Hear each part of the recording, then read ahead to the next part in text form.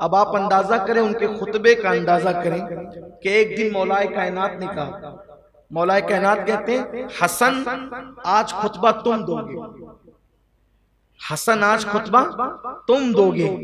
इमाम हसन ने कहा बाबा जान आपकी मौजूदगी में मैं खुतबा कैसे दे सकता हूँ, मुझे हया आती है, मुझे शर्म आती है, बेअदबी से दूर तसव्वुर करता हूँ इस मामले को कि आप बैठे और मैं खुतबा दूं। अली बैठे हूं, बाबे मदीनतुल इल्म बैठे हूं और मैं खुतबा दूं, हुजूर ये मुझसे नहीं हो सकता। तो मौला अली ने क्या कहा, हसन अगर मेरी मौजूदगी में तुम खुतबा नहीं देते तो लो मैं महफिल छोड़कर चला जाता, लेकिन खुतबा तो तुम ही ने देना, तकरीर तो तुम ही ने करना, खिताब तो तुम ही ने करना। सोचे जिसके खुतबे की खातिर अली महफिल छोड़ दे, उसके खुतबे का हाल क्या होगा, खुतबे की कैफियत क्या होगी। और रिवायतों में आता है कि जब इमाम हसन ने इनकार किया कि मैंने खुतबा नहीं देना, तो मौलाए कायनात ने कहा मेरी मौजूदगी की वजह से, अदब की वजह से खुतबा नहीं देते तो मैं चला जाता हूं महफिल से, खिताब नहीं करते, तकरीर नहीं करते तो मैं चला जाता हूं महफिल से। और फिर बयान किया जाता है कि मौलाए कायनात दूर चले गए, मगर ऐसी जगह जाकर के बैठ गए जहां पर इमाम हसन की आवाज तो आती थी, लेकिन इमाम हसन को मौला अली नजर नहीं आ सकते थे बज़ाहिर, ऐसी जगह जाकर बैठ गए, ऐसी आड़ में आवाज पहुंच सकती थी, मौला अली नजर नहीं आ सकते थे। बस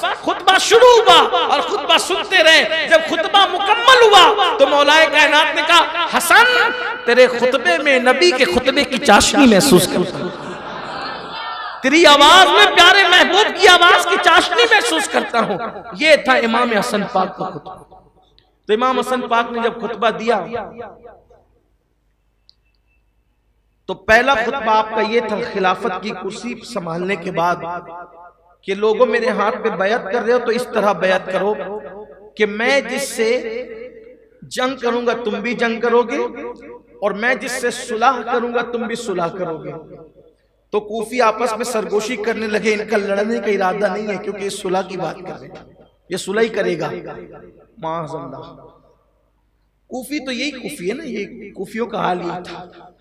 तो आपस में बात करने लगे कि कुछ लोगों को लड़ाने में मजा आता है ना, तो वो आपस में बात करने लगे कि ये सुलह की बात करे, ये लड़ेगा नहीं तो सुलह ही करेगा, इसलिए बैत ले रहे माअज़ल्लाह।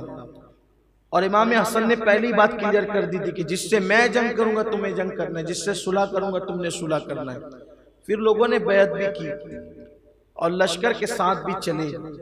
जब मदाइन पहुंचे और लोगों को पता चला कि इमाम हसन सुलह चाहते हैं, तो उस सुलह का के जिक्र से उनको इतनी तकलीफ पहुंची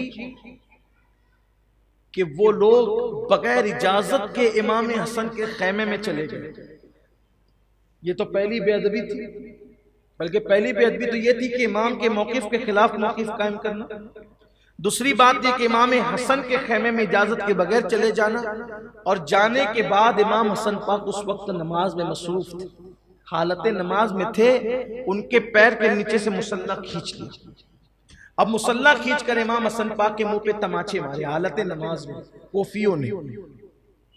लेकिन ये इमाम हसन का सब्र था और हिल्म था, उस पर भी बद्दुआ नहीं दी, बल्कि फरमाया जाओ मैंने तुम्हें माफ किया। ये सब्र था। आप गौर करें, आदमी का सोच नहीं सकता, दिमाग काम नहीं कर सकता, ये सब्र है इमाम हसन पाक का। अल्लाह के रसूल अलैहि सलाम फरमाते हैं कि मैंने अपना सब्र और अपनी सखावत, अपना हिल्म और अपनी सखावत मैंने हसन को विरासत में दिए, मैंने हसन को दे दिए। तो इस पर भी आपने माफ फरमाया, मुआखिजा नहीं फरमाया, बद्दुआ नहीं दी।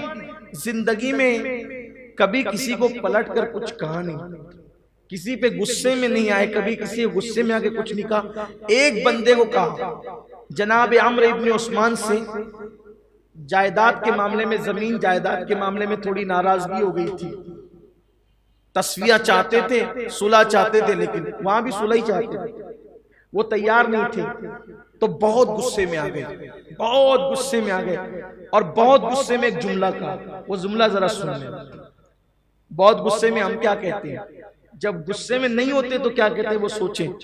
और ये इमाम हसन की जिंदगी का सबसे ज्यादा गुस्से में आकर के जुमला कहना है बहुत गुस्से में आकर एक जुमला फरमाया, उसकी नाक खाक आलूद हो।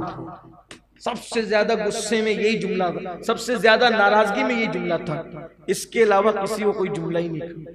सोचे जब बहुत गुस्से में ये जुमला है तो आम हालात में फिर जुमले का हाल क्या होगा। ये इमाम हसन पाक, ये जो अल्लाह ताला के यहाँ मर्तबे मिलते हैं ना, ये इंसानों के साथ बहुत मोहताज जिंदगी की बरकत से मिलते हैं। वरना हमारी अपनी सोच क्या है, नमाज में पाबंद हो जाओ, रमजान शरीफ के रोजे रख लो, शश ईदी रोजे भी रख लो, 13-14 के भी रख लो, जुमरात पीर का भी रख लो, तस्बीह पढ़ते रहो, यानी नफिल में मसरूफ रहो। इंसानों के साथ न किसी से प्यार, न मोहब्बत, न उल्फत, कुछ नहीं। यानी जो फर्ज है उससे तवज्जे हटा ली और नवाफिल में उलझ कर रह गए। लेकिन जरा देखें, अगर अल्लाह ताला ने आपको ज़हनो दिमाग दिया तो घर जाकर सोचना कि जिस जात का सबसे ज्यादा गुस्से में ये जुमला हो कि तेरी नाक खाक आलूद हो, आप गौर करें कि उसने अपनी आम जिंदगी में कैसे बातें की होगी और गुफ्तगू का लहजा कैसा होगा। इससे बड़ी बात मरवान मिंबर रसूल पे मस्जिद नबी के मिंबर पे बैठकर जुमा के दिन, जुमा की नमाज से पहले मौलाए कायनात को गालियां देता था और इमाम हसन को भी गालियां देता था। और आप मस्जिद में बैठे होते थे नमाज के अंदर, यानी नमाज के लिए आते थे, सुनते रहते थे, कभी कोई जवाब नहीं। इसका तसव्वुर हम कर सकते हैं कि मस्जिद के अंदर, भाई मस्जिद के अंदर कोई बंदा, आम बंदा, उसके खिलाफ कोई बोले तो वो लड़ पड़ता है, झगड़ा फसाद हो जाता है। बाबा को गालियां दी जा रही है, खुद को गालियां दी जा रही है, मरवान गाली दे रहा है, खामोश सुन ले, चुप सुन ले, कुछ नहीं जवाब देना, कोई जवाब नहीं देना। इस पे भी उसकी भड़ास मुकम्मल नहीं निकलती थी, पूरी नहीं हुई तो अपने कासिदों को भेजता था, कासिदों को कि जाओ और हसन तक मेरी गालियां पहुंचाओ। और गालियां भी कैसी, हसन तुम्हारे लिए ये और तुम्हारे बाप अली के लिए ये। अब मैं मस्जिद में क्या गाली नकल करूं, ये और ये और ये। और वो कासिद आते थे, क्योंकि मरवान भी रहता था मदीने शरीफ में, इमाम हसन पाक भी खिलाफत की दस्तबरदारी के बाद, यानी खिलाफत राशिदा आप पर मुकम्मल हुई और फिर जब आपने आगे बढ़ा दी और हजरत अमीर मुआविया रज़ी अल्लाह ताला को सौंप दिया, ममलकत इस्लामिया को उन्हें बादशाह बना दिया, तो फिर आप कूफा से वापस मदीने मुनव्वर आए और फिर पूरी जिंदगी वहीं रहे आप। तो ये जो मरवान था, ये मिंबर पे बैठ के भी गालियां देता था और कासिदों को भेजकर भी गालियां दिलवाता था। बस दिल दुखाना था, दिलों को छलनी करना था, सताना था, परेशान करना था। इमाम आली मकाम के पास, इमाम हसन के पास आके कहता कि वो कासिद कि मरवान ने मुझे भेजा है और आपके लिए ये और ये और ये और अली के लिए ये और ये और ये। अस्तगफिरुल्लाह। लेकिन जवाब क्या होता, कासिद के पास जवाब क्या? फरमाया कि जाओ मरवान से कहना, देखें शहजादे रसूल जिसको नबी ने अपने सब्र का वारिस बनाया, कहते थे जाओ और मरवान से कहना कि तुम्हारी तरह मैं गाली नहीं दे सकता। शराफत की इंतहा देखिए, फरमाया कि मैं तुम्हारी तरह गाली नहीं दे सकता। और उससे कहना, सुन मरवान, अगर तू सच्चा है, अगर तू अपनी गाली देने के मामले में जो तू कह रहा है, जो ऐब लगा, अगर तू सच्चा है अल्लाह हमें माफ कर दे। अगर तू सच्चा है तो अल्लाह हमें माफ कर दे, और अगर तू झूठ बोल रहा है और यकीनन झूठ बोल रहा है तो हम कुछ नहीं कहते, अल्लाह सबसे बड़ा इंतकाम लेने वाला है। ये था सब्र इमाम हसन पाक। पूरी जिंदगी इसी सब्र में गुजरी। इसीलिए तो शहादत के बाद जब जनाजा उठाए, सैयदना अबू हुरैरा कहते हैं इमाम हसन के जनाजे से पहले, इमाम हसन के जनाजे से पहले मैंने रसूलुल्लाह के बाद इतनी बड़ी तादाद नहीं देखी किसी के जनाजे में। वहां अगर सुई फेंकी जाती तो जमीन पर सुई न गिरती थी, इतनी बड़ी तादाद थी इमाम हसन के जनाजे में।